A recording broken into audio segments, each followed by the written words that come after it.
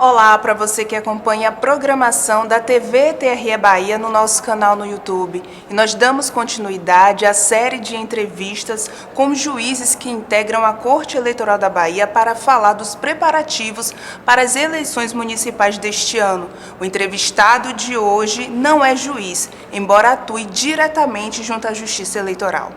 O nosso bate-papo é com o representante do Ministério Público Eleitoral, o Procurador Regional Eleitoral da Bahia, Rui Nestor Melo, procurador que vem do Ministério Público Federal, é bacharel em Direito pela Universidade Federal da Bahia e atua na área eleitoral desde 2006. Procurador, obrigada pela presença no TRE Bahia Democracia. Disponha, estamos aqui para auxiliar e conversar um pouco sobre as eleições, sobre nossas atividades. Maravilha. Nos meses de março e abril, o senhor, junto com alguns representantes do TRE da Bahia, foram a alguns órgãos públicos para cercar os candidatos que estão com a ficha suja. A gente já tem ações efetivas dessas visitas, doutor? Nós estamos atuando no âmbito da programação das eleições desde o ano passado. E este ano, em janeiro, fevereiro, o Tribunal editou uma resolução com o objetivo de auxiliar o Ministério Público Eleitoral a obter dados de pessoas que são inelegíveis através da alimentação de um cadastro chamado Sisconta Eleitoral. Com base nessa resolução, o Ministério Público Eleitoral e o presidente do TRE e o corregedor assinaram diversos ofícios a diversos órgãos solicitando que eles alimentassem com as informações de pessoas inelegíveis. E como forma de reforçar a necessidade de alimentação, eu e o corregedor eleitoral e o corregedor também substituto fomos a alguns desses órgãos, como o Tribunal de Contas do Estado, o Tribunal de Justiça do Estado da Bahia, o Tribunal de Contas da União, o Tribunal de Contas dos Municípios, órgãos que têm várias informações a prestar. Esses contatos foram bastante frutíferos, vários desses órgãos já alimentaram o Sisconta Eleitoral com diversas informações. Só para você ter ideia, o Tribunal de Justiça do Estado da Bahia alimentou com mais de 29 mil ocorrências de pessoas que potencialmente são inelegíveis. O Tribunal de Contas do Estado alimentou com mais de 400 pessoas.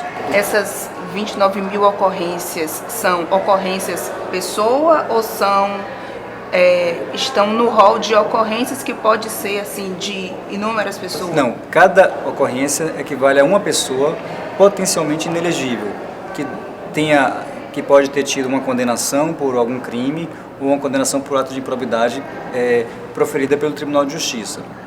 O Tribunal de Contas dos Municípios está por vias de alimentar este cadastro em breve, mas já editou a sua própria lista de pessoas com contas rejeitadas. E como resultado desse trabalho, ele vai ser gerado a partir de agora na fase de registro de candidatura. Os candidatos já apresentaram seus nomes até o dia 15 agora, que é o prazo final de apresentação dos nomes de candidatos. Posteriormente, o Sisconta Eleitoral fará um batimento, um cruzamento de informações com os dados do TSE e verificando que candidatos registrados estão com o nome indicado no Sisconta, será encaminhado um relatório de conhecimento ao promotor eleitoral que, a partir dessa informação, adotará as medidas para buscar impugnar o registro desses candidatos. Então a gente já tem, a partir desses números, um balanço positivo dessas visitas que o Ministério Público e o TRE da Bahia fizeram aos órgãos públicos. Sem dúvidas, já tivemos, na Bahia, embora ainda não tenha terminado a fase de registro, já foram encaminhados cerca de 15 relatórios de conhecimento enviados pelo Sisconta a promotores eleitorais, com indicativo de que pessoas que estão na base de dados do Sisconta são potencialmente inelegíveis. E esses dados foram alimentados por órgãos do Estado da Bahia. Doutor, a partir do dia 16, a propaganda eleitoral estará permitida. Como é que o Ministério Público está se preparando para poder fiscalizar a propaganda irregular?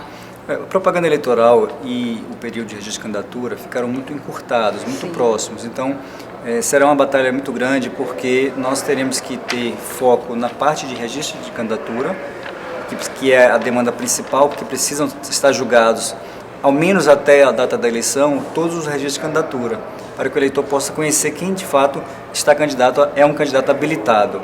E a propaganda também, existem várias novas regras, existem regras de propaganda no rádio e na televisão, sobre tempo de inserção. É um desafio também muito grande para o Ministério Público Eleitoral. Nós iremos acompanhar, à medida do possível, as inserções, a veiculação de placas de propaganda, veiculação de propaganda em locais indevidos. Uma informação importante aqui no âmbito do Estado da cidade de Salvador. Recentemente fechamos uma reunião com as zonas, a 11ª e a 15ª zonas eleitorais, que são as responsáveis pelo poder de polícia na capital, e um acordo com os órgãos da Prefeitura Municipal de Salvador para obter apoio material e humano para as atividades de fiscalização. Então, algumas atividades, se houver, por exemplo, propaganda no horário noturno, que não é permitido, já é possível você ir diretamente com um caminhão cedido pela Prefeitura, mas sob a vigilância e organização de um servidor eleitoral, retirar essa propaganda e evitar que a prática continue ocorrendo de forma ilícita. E como é que o senhor considera o desafio? A gente teve a mini-reforma eleitoral que trouxe inúmeras mudanças. Como é que o senhor considera nesse desafio de fazer eleições com inúmeras alterações na lei? Cada eleição a gente vai se acostumando com mudanças, com reformas, mini-reformas, e essa é mais uma novidade.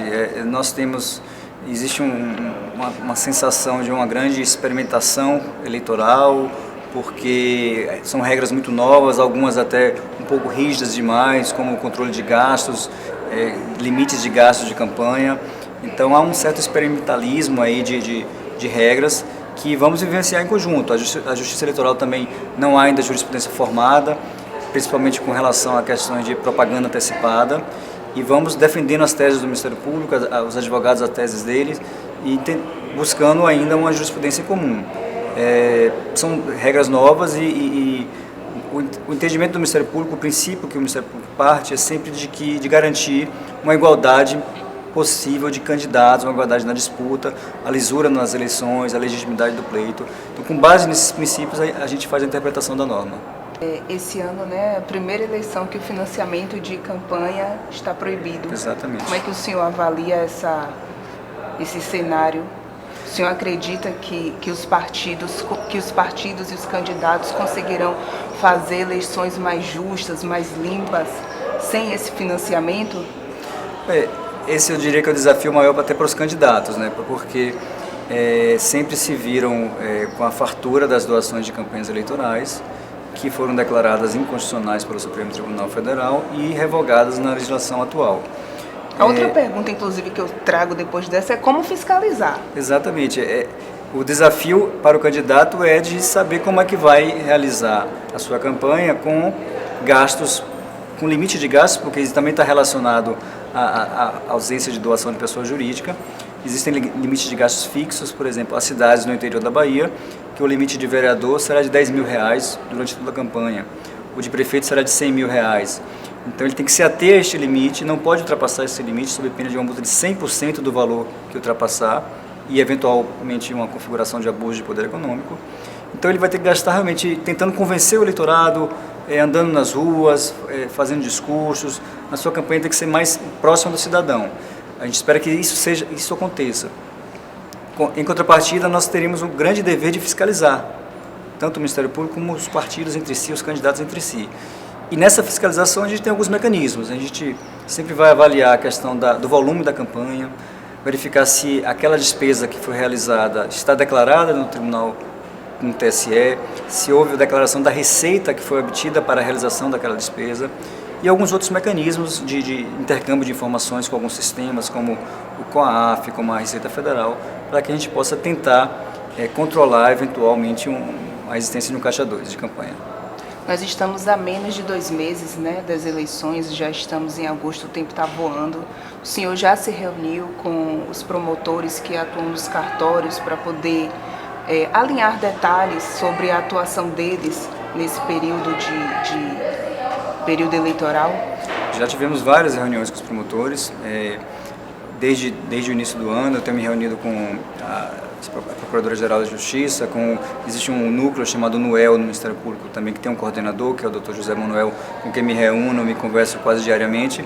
Tivemos uma reunião grande com todos os promotores, um curso para relembrar algumas regras do direito eleitoral.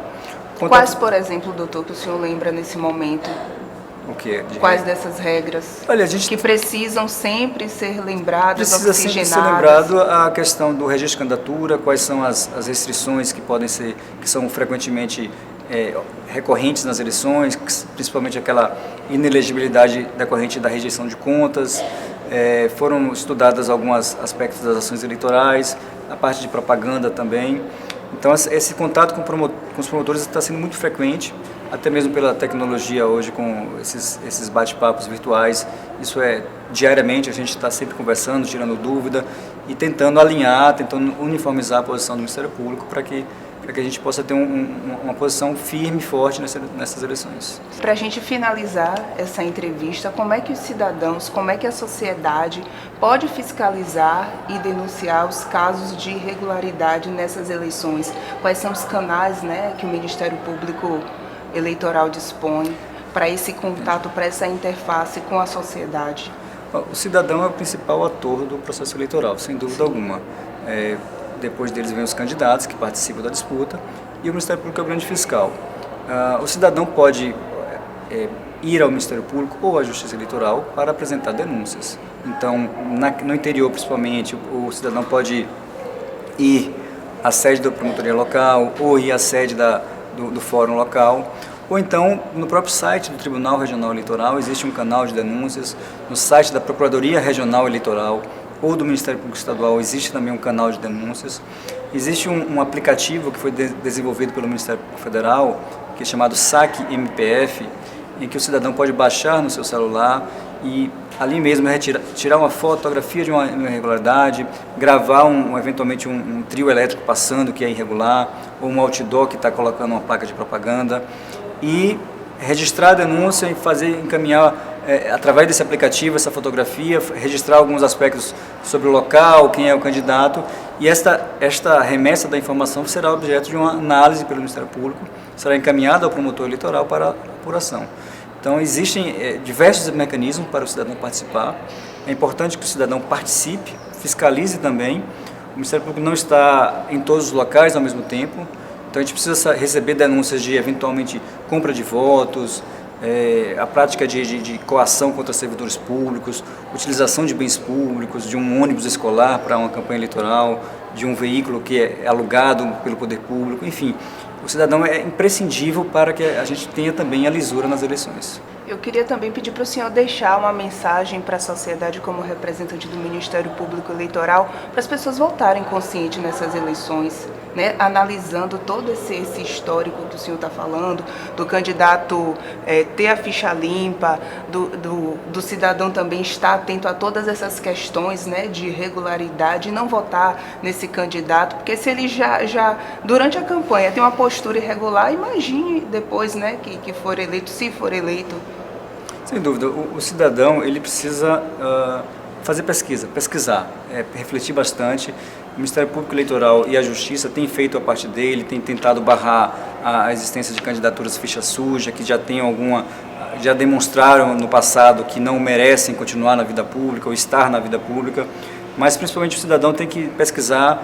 A Justiça Eleitoral fornece informações sobre bens do candidato, sobre quem doou para aquele candidato, se essa pessoa foi impugnada ou não no registro de candidatura. Enfim, nosso objetivo é sempre assegurar que o cidadão possa ir de sua casa livremente, com sua consciência, votar. A gente sempre orienta ao cidadão, principalmente com relação à compra de voto, que é uma vantagem muito efêmera ganhar R$100 ou ganhar um botijão de gás ou ganhar uma cesta básica.